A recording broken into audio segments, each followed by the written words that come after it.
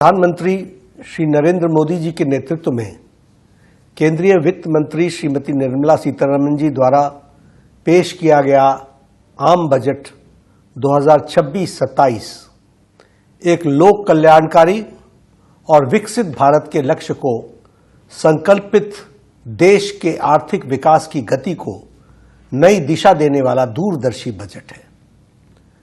यह सर्वसमावेशी एवं सर्वस्पर्शी बजट है जो भारत को दुनिया के सबसे बड़ी आर्थिक शक्ति के रूप में स्थापित करने में अपना योगदान करेगा। यह देश की युवा शक्ति का बजट है।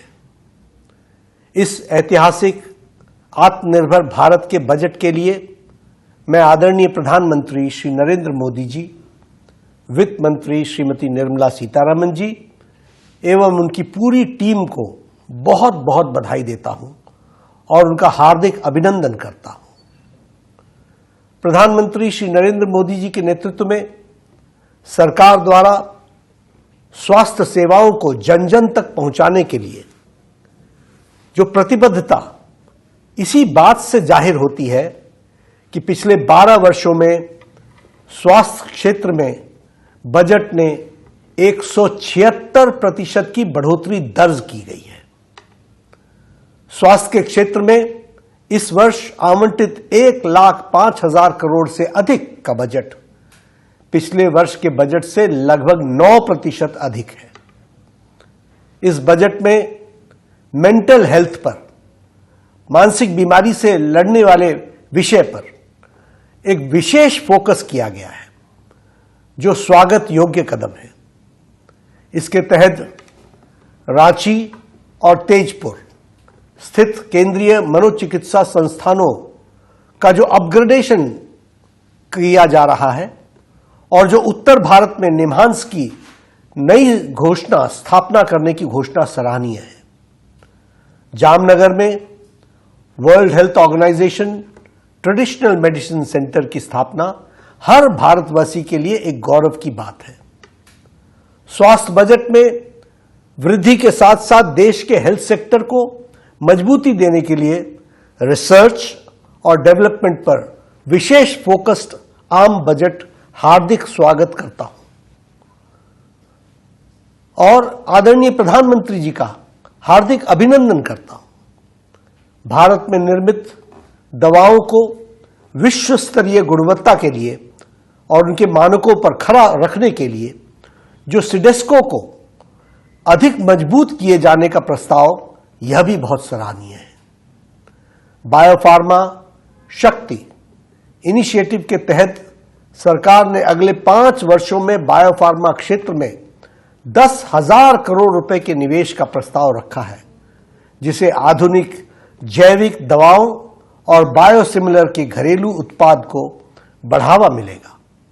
फार्मा सेक्टर में और विकास के 3 नए नाइपर्स और मौजूदा 7 नाइपर्स को और उन्नत बनाने की घोषणा इस देश में फार्मा के क्षेत्र में एक नए युग की शुरुआत होगी। साथ ही रासायनिक उद्योग को मजबूत करने के लिए राज्यों में 3 विशेष केमिकल पार्क विकसित किए जाएंगे। बदलती जीवन शैली की वजह से बढ़ते गैर संचारी रोगों, नॉन कम्युनिकेबल डिजीज को निपटने के लिए एलाइड हेल्थ केयर इंस्टीट्यूट्स को और अधिक सबल बनाने का जो प्रस्ताव है और अगले 5 वर्ष में 1 लाख प्रोफेशनल्स इस क्षेत्र में तैयार होंगे। इससे युवाओं को रोजगार मिलेगा और स्वास्थ्य सेवाओं की गुणवत्ता बेहतर होगी। देश के हर जिला अस्पताल में ट्रॉमा और इमरजेंसी सेंटर स्थापित किए जाने की प्रस्ताव से आम जनता को तत्काल चिकित्सा सुविधा सुलभ उपलब्ध होगी। मेडिकल रिसर्च और इनोवेशन के लिए ICMR, Indian council for medical research और डिपार्टमेंट ऑफ हेल्थ रिसर्च के बजट में उल्लेखनीय वृद्धि की गई है, जिससे नई दवाओं, टीकों और अत्याधुनिक उपचार तकनीकों को विकास संभव होगा। इकोनॉमिक ग्रोथ को सतत बनाए रखना और इसे नए आयामों तक ले जाना सबका साथ, सबका विकास की नीति के साथ सभी को आगे बढ़ाने के लिए समान अवसर उपलब्ध कराना तथा देश के हर नागरिक की उम्मीदों एवं उनकी आकांक्षाओं को पूरा करना और उन्हें देश के विकास में भागीदारी बनाना इस बजट का मुख्य उद्देश्य है। निश्चित रूप से यह बजट गांव, गरीब, किसान, युवा, नारी शक्ति से लेकर समाज के सभी वर्गों के विकास और औद्योगिक क्रांति के रूपरेखा है।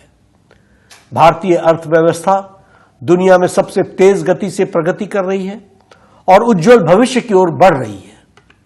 मैं पुनः इस क्रांतिकारी बजट के लिए आदरणीय प्रधानमंत्री श्री नरेंद्र मोदी जी, माननीय वित्त मंत्री श्रीमती निर्मला सीतारमण जी एवं उनकी पूरी टीम को कोटि कोटि साधुवाद देता हूं, बधाई देता हूं, धन्यवाद देता हूं।